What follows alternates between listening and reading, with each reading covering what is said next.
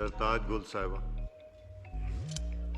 Speaker साहब मेरी ख्वाहिश थी कि प्राइम मिनिस्टर साहब यहाँ पे बैठते हैं और हमारे भी रिस्पांस सुन के जाते हैं। वो डिप्टी प्राइम मिनिस्टर साहब तशरीफ रखते हैं, जनाजे का जिस तरह बता के गए।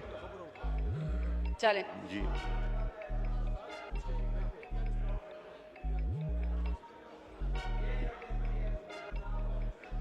जी सरताज गुल साहिबा। बिस्मिल्लाहिर्रहमानिर्रहीम। इय्याका नअबुदु व इय्याका नस्तईन। या अल्लाह तेरी मदद मांगते हैं और तेरी ही इबादत करते हैं। स्पीकर साहब, कौमों की तारीख में कोई ऐसा दिन, ऐसा लम्हा आ जाता है जिसमें आपकी कौमें फैसला करती हैं कि उसने कहाँ खड़ा होना है। मैं समझती हूँ कि कल रात जो बुज़दिल भारत ने रात के अंधेरे में हमारे मुल्क के पाकिस्तान के ऊपर हमला किया, वो पीपल्स पार्टी के ऊपर हमला नहीं था, वो PMLN के ऊपर हमला नहीं था, वो जमात इस्लामी या MKM के ऊपर हमला नहीं था, वो PTI के ऊपर या किसी भी सियासी जमात के ऊपर हमला नहीं था। वो हमला था, वो मेरे मुल्क पाकिस्तान के ऊपर हमला था।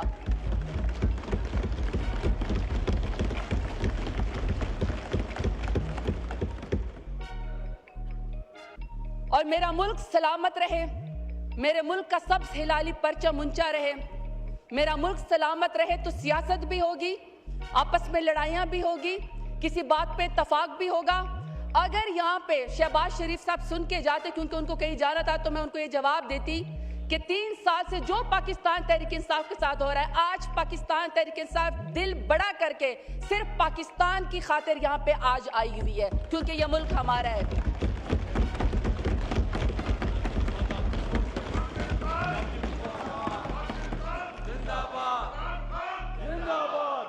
आज हमारा कोई जाती एजेंडा नहीं है, आज हमारी कोई अना नहीं है, आज हम आपसे कोई सवाल नहीं करेंगे, आज हम सिर्फ और सिर्फ पाकिस्तान की बात करेंगे।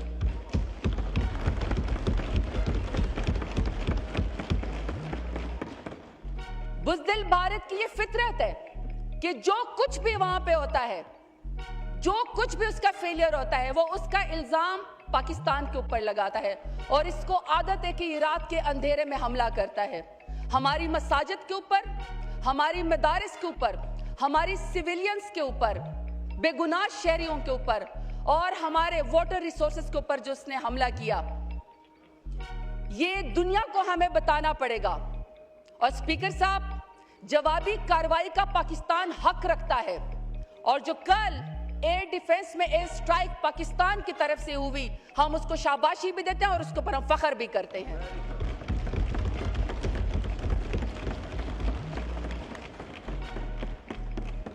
स्पीकर साहब, पाकिस्तान खुद दहशतगर्दी का शिकार है। पाकिस्तान में कोई ऐसी जगह महफूज नहीं है जिसमें पाकिस्तान में दहशतगर्दी ना हुई हो। हमारे लोग मसाजिद में महफूज नहीं, हमारे लोग इमाम बारगाहों में महफूज नहीं, हमारे लोग स्कूलों में महफूज नहीं, बाजारों में महफूज नहीं। कौन सा ऐसा लम्हा है? 80,000 से ज्यादा हमारे लोग वॉर और टेरर के अंदर पाकिस्तान के लोग जो है वो शहीद हुए, हमने कुर्बानियां दी। उसके बाद जब भी इंडिया एडवेंचर करता है, जब भी मोदी की वो RSS की हिंदुत्व जो उसके जहन के ऊपर सवार होती है, वो हर वाकये का जिम्मेदार पाकिस्तान को ठहरा देता है। तो स्पीकर साहब, ऐसे मौका के ऊपर जब पुलगाम का वाकया पाकिस्तान ने नहीं किया और अंधाधुन इंडिया ने उसका इल्जाम पाकिस्तान के ऊपर लगा दिया और उसके बाद रात को कल उन्होंने बुज़दिलाना हमला भी पाकिस्तान के ऊपर कर दिया और इंडस वाटर ट्रीटी को भी उन्होंने खत्म कर दिया। ऐसे में स्पीकर साहब, अगर यहाँ पे शहबाज शरीफ साहब होते तो मैं उनको ये जरूर मशवरा देती। कहते हैं ऐवान में नाम नहीं लेना चाहिए, लेकिन बिलावल भुट्टो जरदारी साहब यहाँ पे बैठे हुए हैं और यहाँ पे अगर मौलाना फजल रहमान साहब भी बैठे होते तो मैं उन सबको एक मशवरा देती कि अगर राहुल गांधी, जो कि राइवलरी है उसकी मोदी सर से, अगर मोदी उसके पास चल के जा सकता है पुलगाम वाकये पे जो कि झूठा है पाकिस्तान के खिलाफ बयान स्ट्रेंथन करने के लिए, तो मेरे ख्याल में कि शहबाज शरीफ को, नवाज शरीफ को, जरदारी साहब को, सबको इमरान खान को अपने साथ बात करनी चाहिए, इमरान खान को बुलाना चाहिए, इमरान खान के पास जाना चाहिए, क्योंकि यही कौमी यकजहती का मौका है। और मैं उसकी रीजन आपको बताती हूँ। एक एक्स प्राइम मिनिस्टर और पाकिस्तान का सबसे बड़ा स्टेक होल्डर और वोट उसने लिया है। तो मेरा ख्याल में जब हमने अपनी अनाज छोड़ी है, जब हमने अपनी जिद छोड़ी है, तो मेरा ख्याल है कि आप लोग भी अपनी अना रहने दें, आप लोग भी अपनी जिद छोड़ दें। पाकिस्तान की खातिर आप तमाम पॉलिटिकल पार्टीज के एपीसी बुलाएं और इमरान खान के बगैर एपीसी ना हो। आप इमरान खान को भी प्लीज बुलाएं, अपना दिल बड़ा करें।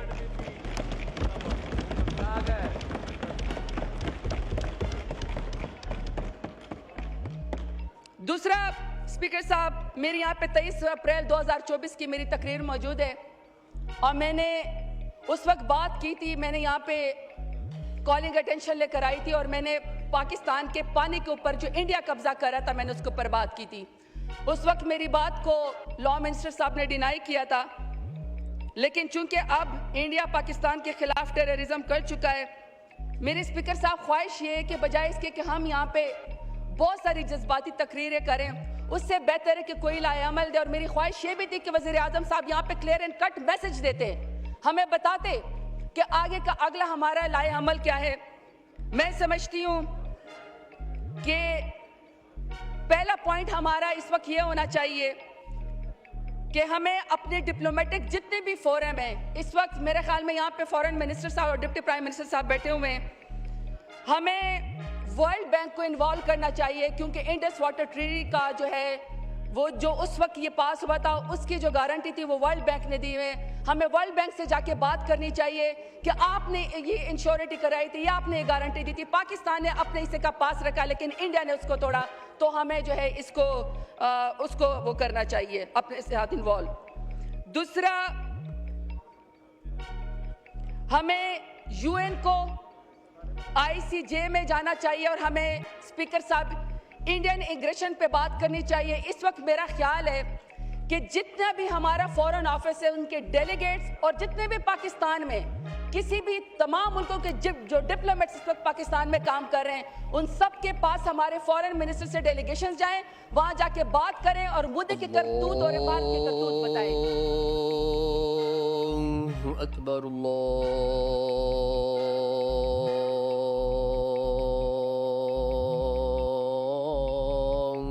अकबर। जी ज़रताज को साहब कि हमें इंडस ट्रीटी सेल जो है, हमें परमानेंटली एक इंस्टीट्यूशनल बॉडी क्रिएट करनी चाहिए। वो सेल जो है वो इंडस वाटर ट्रीटी की मॉनिटरिंग करे मुसलसल, और सर हमें बताया कि इस वक्त जो इंडिया की एग्रेशन है या जो हमारे इंडस वाटर ट्रीटी जो दुनिया में या वर्ल्ड बैंक से या ICJ में जाके जो हमारा मुकदमा लड़ रहा है, तो वो इंस्टीट्यूशनल बॉडी हमें बनानी चाहिए। सर मेरा अगला पॉइंट ये है कि हमारे दौरे हुकूमत में नेशनल वाटर पॉलिसी आई थी, हमें उसकी इम्प्लीमेंटेशन को इंश्योर करना चाहिए सूबों के साथ, और सूबों में सर हमें तमाम सूबों के हकूक़ का ख्याल करना चाहिए, और स्पेशली सर जो इस वक्त सूबा सिंध नाराज़ है पानी के मसले पे, सर हमें उसको ज़रूर उसको इन्वॉल्व करना चाहिए। फिर सर मेरी गुजारिश है कि सर काइंडली अपने वज़रा से कहें, जो हुकूमत के हैं, कि थोड़ा सा सर सीरियस किस्म के स्टेटमेंट दे, प्रेस कॉन्फ्रेंस करें, क्योंकि हालात इस वक्त ऐसे हैं, पाकिस्तान बहुत मुश्किल दौर से गुजर रहा है। ये ना हो कि सर वज़रा की जो स्टेटमेंट है इस वक्त हुकूमत की, वो इंडियन जो है वो UN के अंदर या कहीं पर हमारे खिलाफ ही इस्तेमाल कर ले, तो सर हमें कोई गैर जिम्मेदाराना इस किस्म के जो है सर हमें वो नहीं करने चाहिए। दूसरा सर, हम बिल्कुल सर अपनी तमाम आर्म फोर्सेस के साथ खड़े हैं, और सर जिस तरह कल हमारे एयर डिफेंस ने जिस तरीके से हमारी डिफेंस को सर अश्योर कराया, हमें उसके ऊपर फ़ख्र है कि, लेकिन सर ये पहला दिन है सर, ये जो जंग होती है ये बड़ी इसके सर बहुत इफेक्ट होते हैं और ये प्रोलॉन्ग हो सकती है। अब सर ये ऐवान ने फैसला करना है, यहाँ तमाम सर पॉलिटिकल पार्टीज़ को बुलाएं, सर उनसे पूछे कि हमने खुदा न ख्वास्ता इस बात को एस्केलेट करना है या सर हमने अमन की तरफ जाना है। सर हमें ये भी फैसला करना है, क्योंकि सर ये एक दिन दो दिन की बात नहीं है, दोनों कौमें सर न्यूक्लियर पावर हैं, दोनों कौमें एक खिते के अंदर रहती हैं। सर वो हिंदू उसकी हिंदुत्व RSS की जो मेंटेलिटी है सर, उसका मुकाबला कैसे करना है, हमने दुनिया को कैसे बताना है, हमने अपने एलाइज को कैसे बताना है कि किस तरीके से ये एस्केलेशंस की तरफ उन्हें मजीद नहीं जाना, लेकिन सर हमारी इस बात को, अमन की बात को कमज़ोरी ना समझा जाए।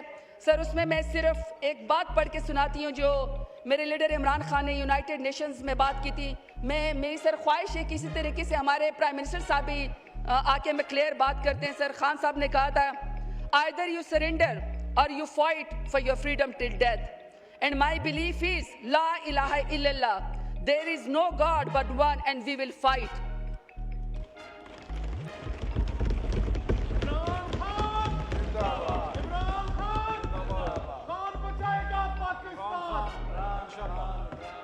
बहुत शुक्रिया स्पीकर साहब। पाकिस्तान जिंदाबाद, पाकिस्तान जिंदाबाद, पाकिस्तान जिंदाबाद, इमरान खान जिंदाबाद।